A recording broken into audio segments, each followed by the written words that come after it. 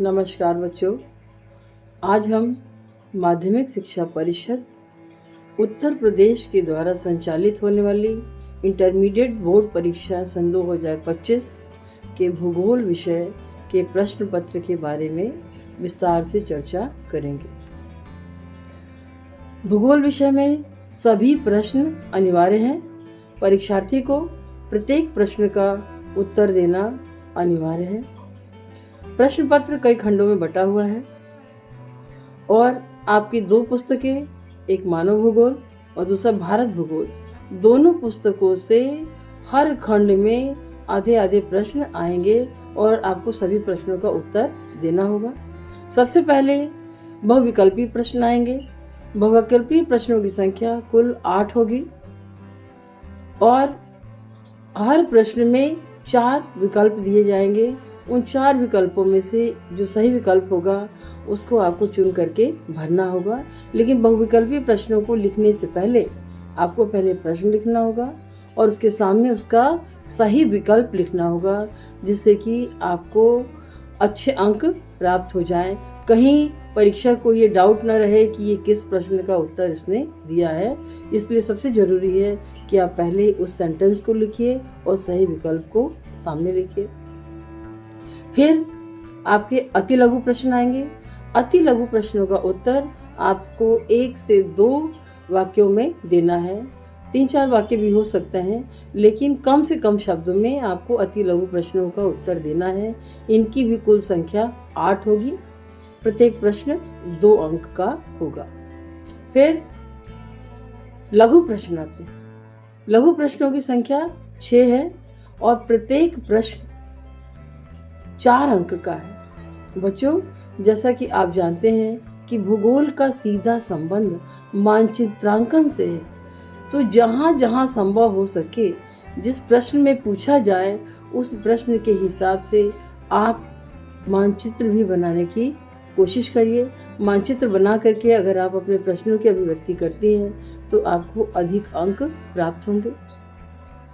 तदुपरांत दीर्घ उत्तरीय प्रश्न आते हैं।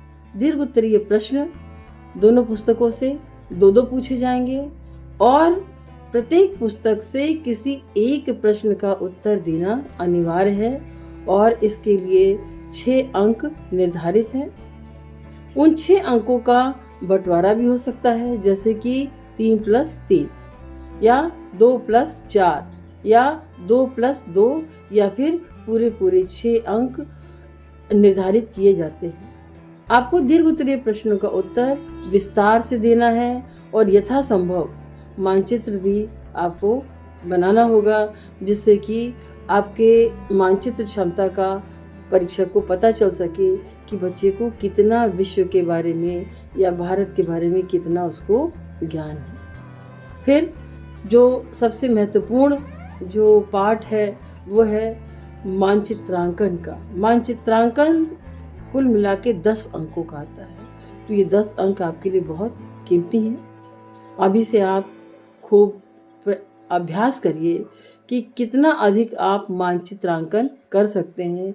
और कोई बहुत कठिन प्रश्न नहीं आते मानचित्रांकन में, बच्चों बहुत सरल प्रश्न आते हैं। आप उन प्रश्नों को देखिए, पता लगाइए। कभी आता है कि आप किसी विश्व के भूगोल में आता है कि आप किसी देश की राजधानी को दर्शाइए, या फिर किसी खनिज संसाधन, कोई खास खनिज संसाधन है वो कहाँ कहाँ पाया जाता है, किसी एक क्षेत्र का वर्णन करिए, या किसी समुद्र के बारे में पूछ लिया, या किसी सागर के बारे में पूछ लिया, या किसी विकसित देश के बारे में पूछ लिया। तो इस प्रकार के कई प्रश्न बनते हैं जिसको आप अपनी कॉपी में लिख लीजिए और फिर उसकी प्रैक्टिस करिए।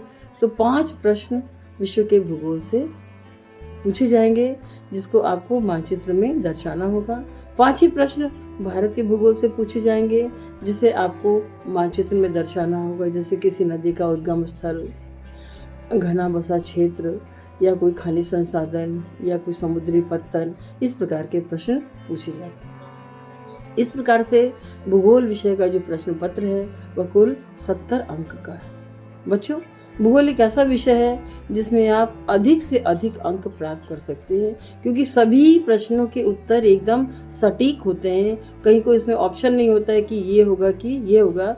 इसलिए बच्चे बहुत मन लगा के, बहुत अच्छे से पढ़िए और खूब मन लगा के पेपर को दीजिए, लिखिए सुंदर और एकदम क्लियर राइटिंग में आप लिखिए। कहीं उसमें कटिंग मत करिए।